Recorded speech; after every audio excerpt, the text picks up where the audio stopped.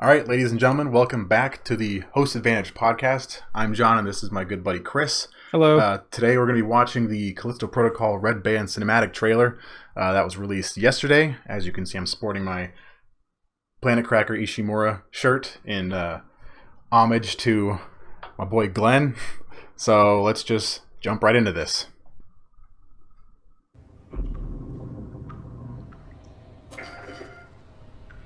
Great logo.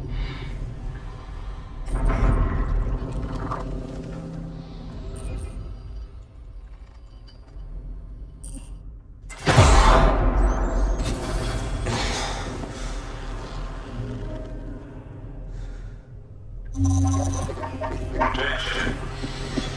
Personnel report to the main city block.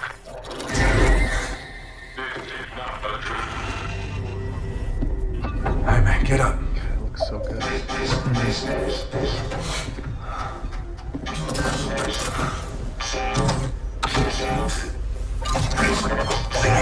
What the hell?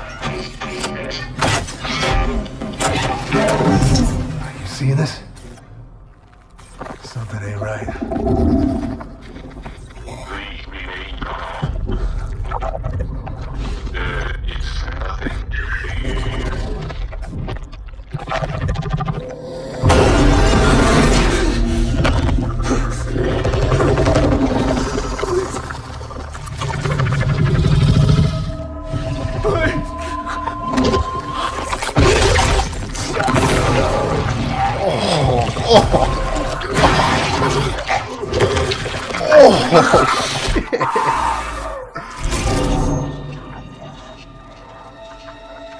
Wasn't ready for that. Oh, God.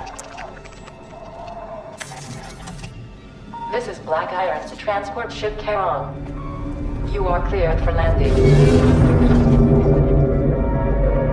Man, that was some facehugger shit. Damn. Oh, That was graphic, to say the least. Oh my god. yeah, I can see why they didn't play that for like a large audience of potential children. Oh.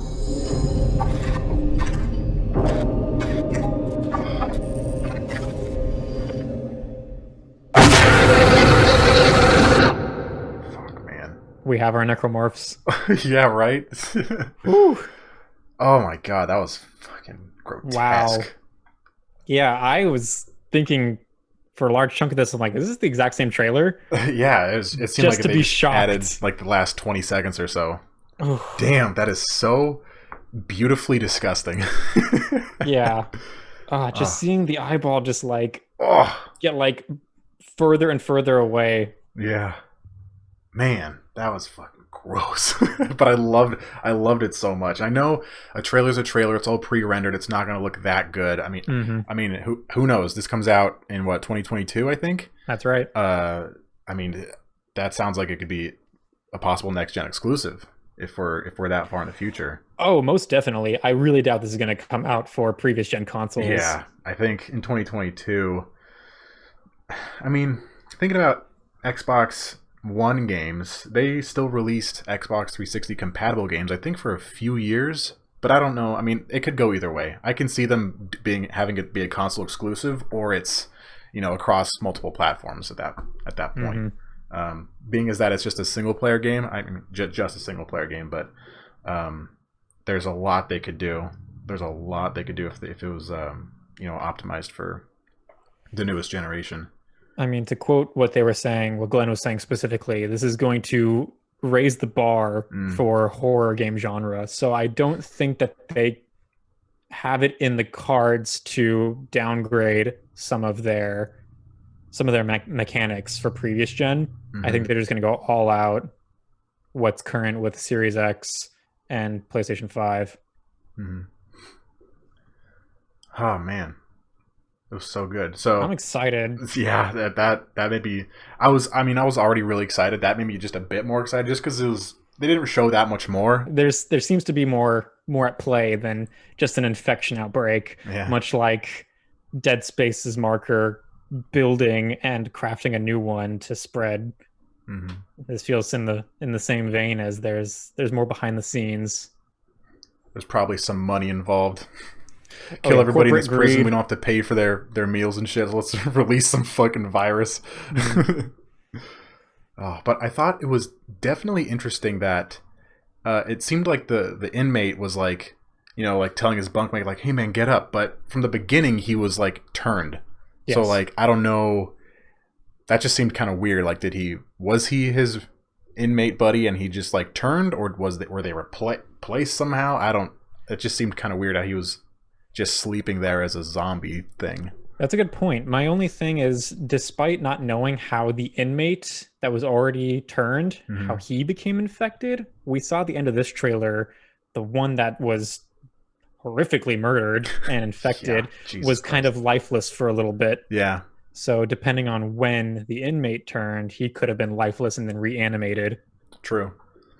And something that just popped up in my head is that like maybe there could have been some kind of like face hugger that like crept into their cell and like took him while he was sleeping, and the guy just slept through it, and when he woke up after X amount of hours, he had already like necromorphed and changed and shit, and when he woke up he was already turned. And damn, it's a really grotesque monster, by the way. Oh, like yeah. one just like vomiting it all over somebody to like infect people is just really gross. Yeah. But to go the extra mile with the body horror aspect of it, spit, the drooling, the teeth, the tentacles, like everything that's gross is on that thing.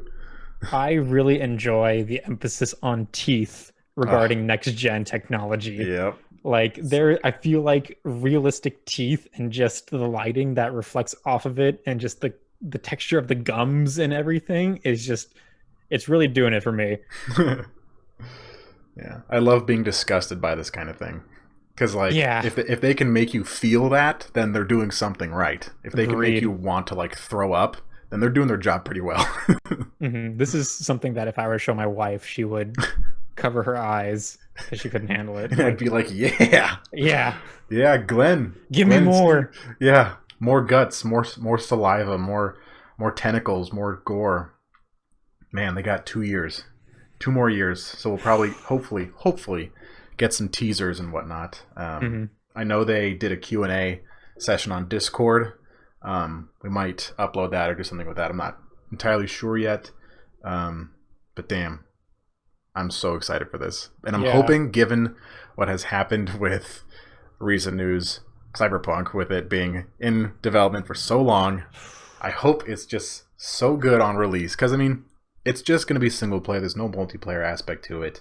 But fortunately, I don't really remember any instances of bugginess when it came to Dead Space. Maybe like 1 or 2 moments in Dead Space 3, but there was really no technical issues that I can recall when those games came out, which I think is for its best, because when something happens that's not supposed to, whether a person popped into place when they weren't supposed to, or just textures not loading, it can really take you out of the experience. And I think that's something that they're really trying to avoid with a horror genre game like this. Yeah. Immersion is key, because making you feel that fear. Oh man. I remember when the BioShock 1 demo came out. I think it was like the first 10 minutes of the game. I played it, 13 years ago. And I remember that splicer in the beginning, when you're in the bathysphere, just disembowels that guy and then like leaves and shit. The bathysphere door opens and I was just too afraid to leave. Yeah. I couldn't do it. And so I hope they can possibly bring that feeling back of just total fear and terror and total immersion. That's what I'm looking for. A part of me really hopes that there's going to be some cooperative experience with this game. I hope so, but I'm not holding my breath. The thing with that is, like, if you got somebody with you to fight the fight, you kind of get a bit of a backbone. So I don't think they're going to do that. A part of me hopes so, just for the sake of fun. Yeah. But, I mean, Dead Space 3 was a good example of how that kind of backfired a little bit. Yeah. So I'm not expecting it, but a part of me just kind of wants to see you. I think if they did have a co-op experience, I think to keep like the setting and the atmosphere, I think it would be best if you like separated the players and like had one sitting in the control room watching cameras or something, and the other person's in the hallways like, okay, which way can I go? And you're like, okay, don't go down that hallway, there's like a sleeping zombie and he'll wake up and kill you. Turn around and like it's all dark. I think that'd be really cool, but I don't think that's really like thinking about Dead Space. I don't think they'd go down that route. No. I don't know. I think it'd be cool, but maybe not in this instance. Yeah, and it's really hard to also make both viewpoints fun and interesting. Yeah. Because if I'm sitting at a camera telling you where to go, that's a little less interesting from my perspective. Yeah. Because then you don't really have a sense of danger unless you have to like get up and like close the door like Five Nights at Freddy's or something. Yeah. Yeah. But that could be us wanting like a very ambitious new kind of game. But I'm still happy with just a single player experience because like just playing Resident Evil 3, like it's hard, and I think the difficulty is also what makes it scary because you're like, fuck, I need to save my ammo. I need to play smart. I can't get hit. And if you get hit, like you take a shit ton of damage. And I think that definitely playing horror games in harder modes makes them a lot scarier for sure. Because then you're more afraid to get, up close and personal with these guys. Did they ever specify if this is going to be a third person or a first person? I don't think they did specify. I feel like they would continue the trend with third person, but it really depends. I feel like they're going to do third person because that's what they're comfortable with. Sure.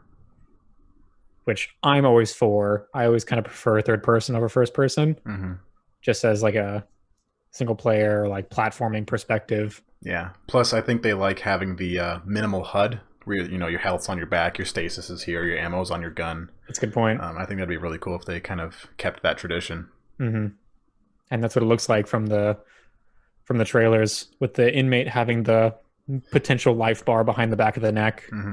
So that was the Callisto Protocol Red Band trailer. We're super excited for it. If you have any feedback or want to share your thoughts, leave your comments down below.